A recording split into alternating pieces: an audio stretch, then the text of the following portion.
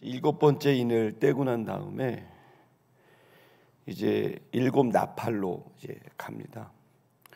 여러분이 읽으신 본문은 그 일곱 나팔에 대한 얘기고, 오늘부터 이제 일곱 나팔을 보고 그 후에 일곱 대접을 보고, 그러면서 마지막 시대에 어떠한 일들이 있는지, 성경이 어떻게 예언하고 있는지를 우리가 살피면서 우리 신앙을 다시 한번 주 앞에 세우는 시간이 되기를 기대합니다. 나팔 소리는 말 그대로 모든 자가 알게 되는 겁니다. 이는 모든 자가 안다기보다는 특별한 그 자들이 이제 알게 되는 거죠. 그에 비해서 나팔 소리는 모든 자들이 알게 되는 그러한 현상을 의미합니다. 그 첫 번째 나팔은 바로 자연의 파괴입니다. 이 자연의 파괴를 모든 지구촌의 사람들이 알게 될 겁니다. 그리고 이것은 이것이 바로 하나님의 심판의 날이 가까웠다라는 사실을 누가 얘기하지 않아도 이러다 지구가 망하는구나, 이러다 끝나는구나 라는 생각을 갖게 되는 그 대지와 그 대지 위에 있는 초목들이 3분의 1이 전부 사라져버리는 엄청난 자연 파괴가 일어나게 되는 겁니다. 원래 자연은 하나님이 창세기 1장에 말씀하신 것처럼 우리들을 위해서 창조하셨고, 그리고 그 자연을 통해 얼마나 우리가 다시 신선하게 우리가 다시 새로워지고, 지쳤던 몸이 회복이 되고 또 우리 마음도 회복되는, 우리에게 잘 돌보고 그리고 그 속에서 누리라고 축복으로 주신 게 자연입니다. 애석하게도 이 자연이 점점 파괴가 된다는 게 첫 번째 나팔의 증언입니다. 이 공존하고 공생하는 이 조화와 균형, 이것이 이제 이 자연계와 인간의 관계가 되는데, 이게 어떻게 파괴돼요? 인간의 죄악 때문에 자연이 파괴된다고 말씀합니다. 인간의 죄악의 오염은 인간만의 문제가 아니라 인간을 위해 주신 온 자연에게 그것이 그대로 이어져 가게 됩니다.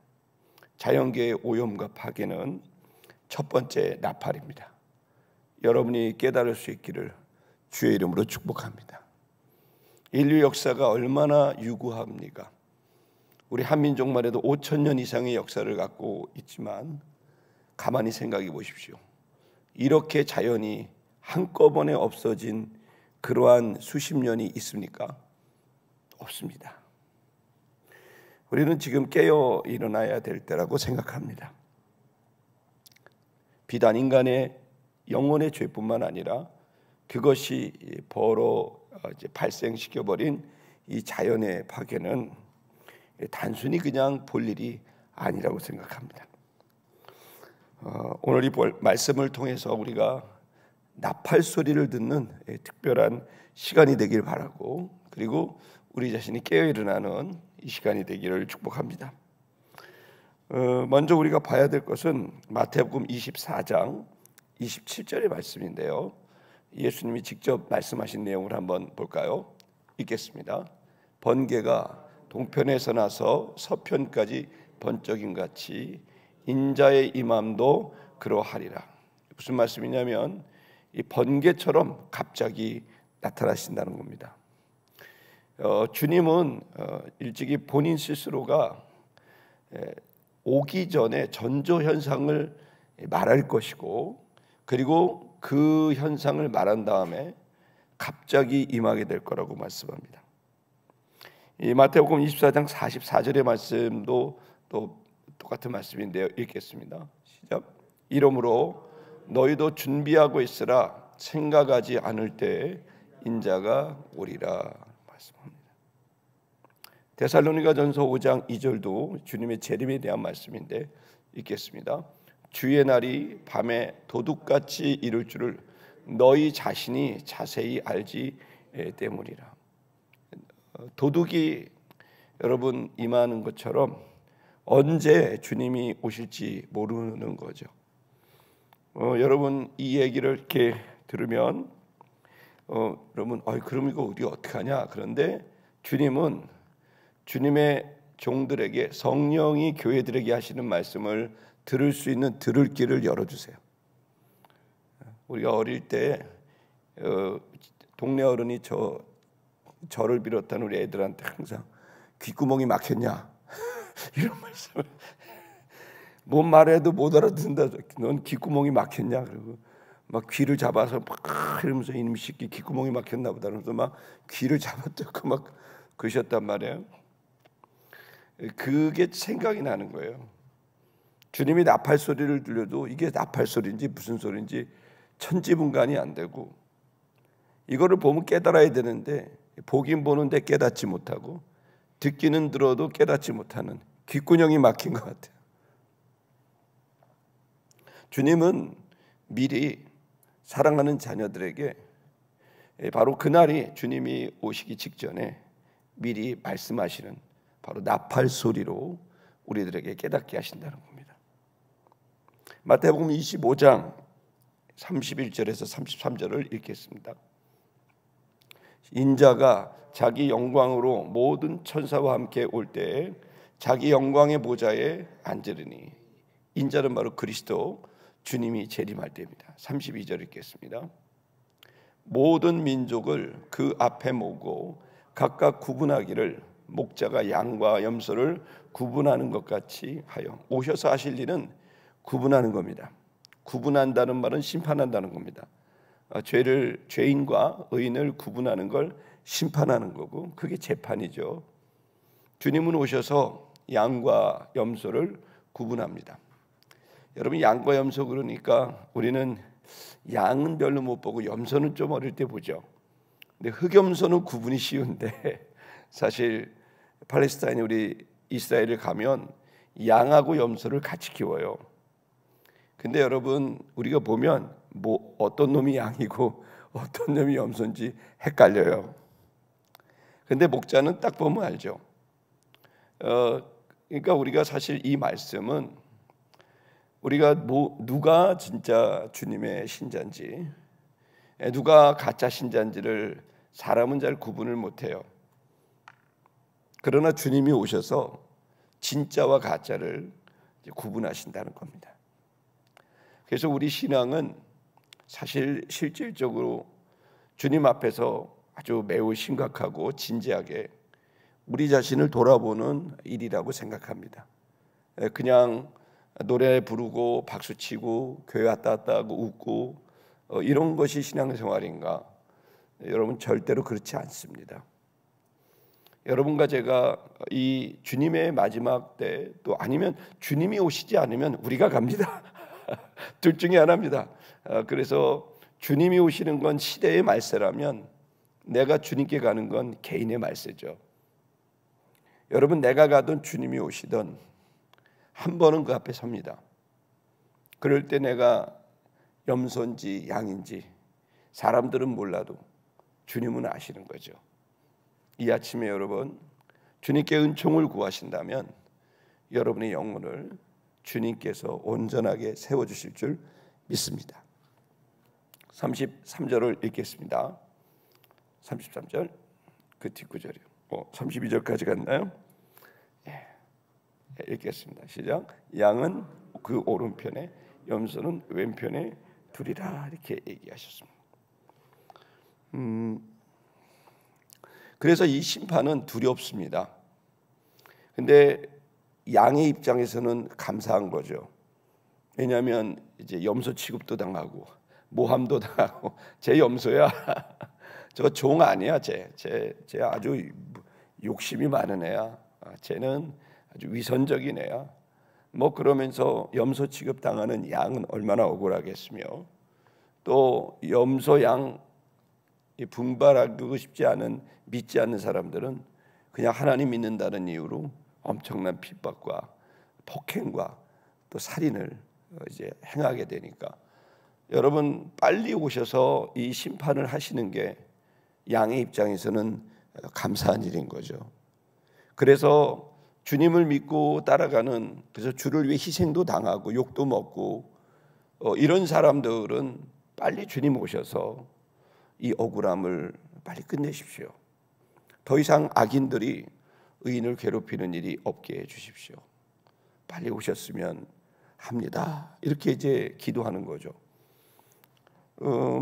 그럴 때 그래도 준비를 좀 하고 있어야 되는 거 아니겠습니까? 마치 신부가 신랑을 준비하듯이, 그리고 멀리 출타 중인 주인을 종들이 준비하며 집안을 청소하듯이, 또 아니면 뭐 저희 집도 보니까 저 요즘에 아들딸들이 와 있는데, 아들딸이 오니까 이제 등치가 산만한 애들이 오니까 집은 이렇게 돼 있고, 그러니까 온 집안이 난리가 나고 저희 처가 한 2, 3일 동안 버릴 물건을 다 이렇게 버릴 물건이 많았는지 몰랐어요. 다 버리죠. 쓸데없는 건 버리고 필요한 것만 남기는 거죠. 인생을 그렇게 하는 거죠. 주님 보기 전에 쓸데없는 거 다 정돈하고 필요한 것만 남기는 게 지혜 아니겠습니까? 그래서 우리는 나의 말세와 시대의 말세를 이제 구분하고 우리의 삶은 이렇게 정돈하고, 내가 곧 주님 만나는구나, 내가 오늘이라도 주님 만날 수 있구나, 그러면 주님 만날 준비를 해야 되겠죠. 결혼식을 앞둔 신부가 아무 생각 없이 있으면 안 되죠. 이쁘게 단장해야 됩니다. 아멘입니까? 예, 묵은 옷들 다 버리고 신랑과 아름다운 허니문을 생각하면서 준비하고, 여러분 못 보던 아버지 어머니를 다시 만나게 되면 집안을 정돈해서 그분 앞에 부족한 것들 다 정돈하는 게 마땅한 이치입니다. 여러분, 저와 여러분이 주님을 만나는 그날에 잘 정돈할 수 있기를 축복합니다. 고린도전서 15장 51절에서 54절 읽겠습니다. 시작. 보라, 내가 너에게 비밀을 말하노니 우리가 다 잠잘 것이 아니요 마지막 나팔에 순식간에 호련히 다 변화되리라. 잠잘 게 아니라 호련히 변화될 것이다. 아멘. 이 변화에 대한 얘기입니다. 52절 읽겠습니다. 52절 시작. 나팔 소리가 나매 죽은 자들이 썩지 아니할 것으로 다시 살아나고 우리도 변화되리라. 그 변화는 더 이상 썩는 것이 없는, 더 이상 죽음이 없는 것으로 우리가 완전히 변화되는, 영화롭게 되는 그 은혜가 여러분과 저의 앞에 기다리고 있음을 말하고 있습니다. 53절도 읽겠습니다. 53절 시작. 이 썩을 것이 반드시 썩지 아니할 것을 입겠고 이 죽을 것이 죽지 아니함을 입으리로다. 아멘. 우리는 변화됩니다. 아멘. 예. 54절도 읽겠습니다. 시작. 이 썩을 것이 썩지 아니함을 입고 이 죽을 것이 죽지 아니함을 입을 때에는 사망을 삼키고 이기리라고 기록된 말씀이 이루어지리라. 우리에게 가장 큰 고민, 죽음, 그 사망이 더 이상 우리에게 영향을 끼치지 아니하는 존재로 우리가 변화됨을 여러분 소망하시기를 축복합니다. 여러분, 그처럼 우리는 변화된다고 말합니다.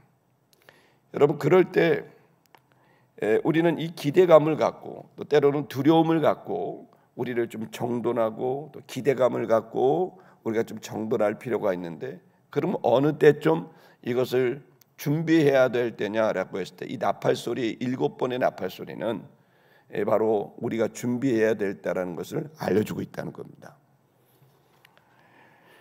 여러분 한번 우리 8장 우리 7절의 말씀, 6절의 말씀을 읽겠습니다. 요한계시록 8장 6절의 말씀 읽겠습니다. 시작. 7 나팔을 가진 7 천사가 나팔 불기를 준비하더라. 이제 7명의 천사가 나팔을 준비합니다. 7절을 읽겠습니다. 시작.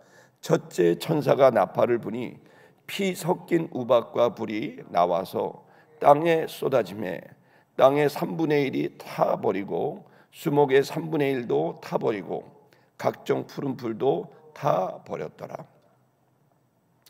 나팔을 부니까 어떤 일이 벌어졌냐면 피가 섞인 우박, 피가 섞였다는 건 대단히 위험한 거죠. 사람을 죽일 수 있을 만큼의 우박, 말하자면 주먹만한 바위만한 우박이 떨어지게 된다는 거예요. 대기가 우리 일곱인을 맞잖아요. 대기가 불안정하고 그 속에서 이제 공기가 나빠지더니 이제 바람이 불더니 이제 대기에서 그냥 우박이 아니라 주먹만한 사람을 죽일 수 있는 우박이 하늘에서 막 떨어진다는 거예요. 그리고 불이 나와서 또 하늘에서 번개와 불이, 이 대기가 불안정하니까 번개가 치고 또 천둥이 치면서 불이 쏟아지는데, 그 일로 인해서 땅에 쏟아지니까 땅의 3분의 1이 타버렸다. 여러분, 온 지구가 이제 3분의 1이 불타버리는 거예요. 그리고 그랬더니 수목, 즉 나무와 풀이 3분의 1이 전부 타버리게 됐다라고 하면서 이 온 지구의 나무와 그리고 또 풀과 대지가 그렇게 파괴되는 것을 요한이 환상으로 보게 된 겁니다. 여러분, 지금 어떤가요? 제가 좀 이렇게 조사를 좀 해봤더니 지금 이런 것들이 있더라고요. 뭐 매년 그 420만 명에서 700만 명이 이 대기 오염으로 죽는데요. 그리고 지금도 매 시간 축구장 300개 크기의 숲이 줄어들고 있다는 거예요. 이건 이제 제가 알아봤더니요. 매 시간 그렇다는 거예요. 그러니까 여러분, 지금 지구촌의 숲이 줄어들고 있고, 이거 아세요? 전부 사막화가 되고 있어요. 미국뿐만 아니에요. 미국은 그렇게 잘 사는데 미국도 사막화가 되고, 그리고 여러분 뭐 중동이나 아시아나 지금 전부 사막화가 되고 있다 그래요. 그리고 매년 1,400만 톤이 뭔지 모르겠어요. 굉장히 많은 것 같아요. 그 플라스틱 폐기물이 바다로 그냥 방류되고 있대요. 그러니까 우리가 먹는 이제 사실 원전 뭐 그런 정도의 문제가 아니라, 기본적으로 우리는 또 특히 이제 서해 바다가 중국과 접해 있어서 사실 뭐 중국이 그렇게 이런 문제를 이렇게 수준 높게 다루지는 않는 것 같으니까 사실 좀 조심스럽기도 합니다.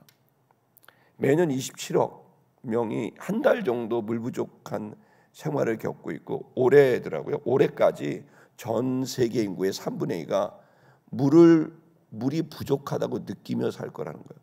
대한민국 대단한 나라죠. 우리는 그걸 못 느끼는데 전 지구촌에는 82억 명이 지금 살고 있거든요. 지난해 연말까지 82억 명이 있는데, 이 82억 명 중에 3분의 2가 이 물을 부족해서 제대로 씻지도, 또 밥을 해 먹지도, 그 다음에 이거를 사용하지도 못하는.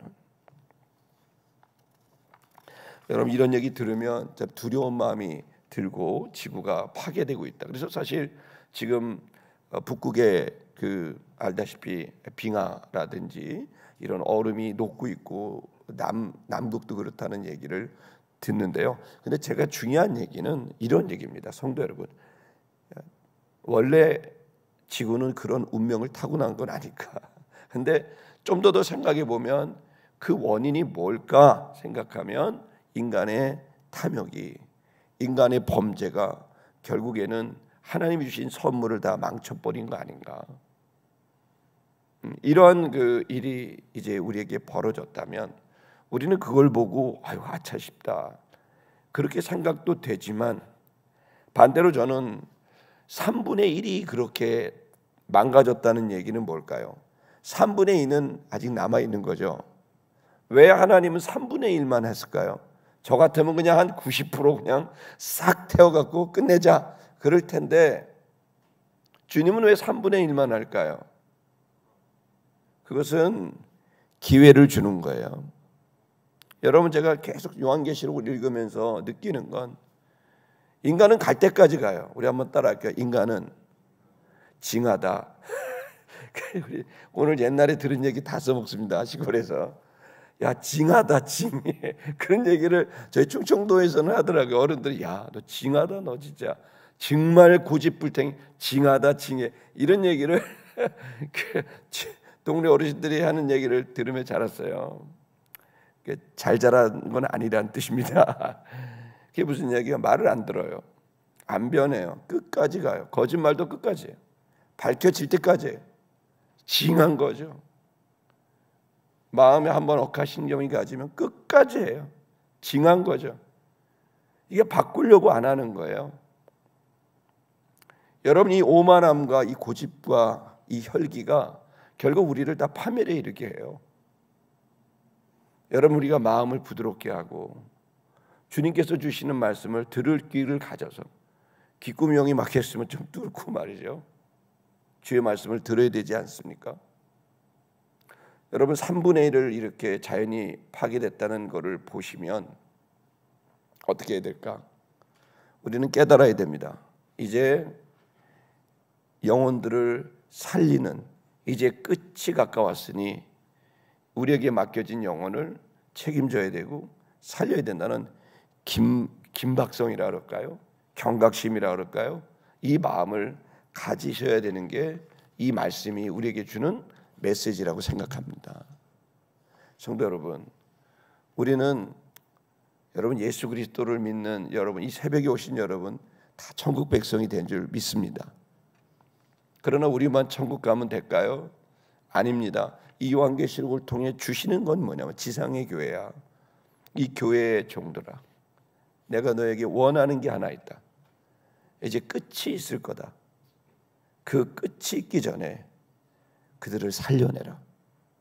이것이 지상의 교회에게 준 이 요한계시록을 쓴 목적이라는 걸 여러분이 깨닫게 되기를 축복합니다. 찬양하겠습니다.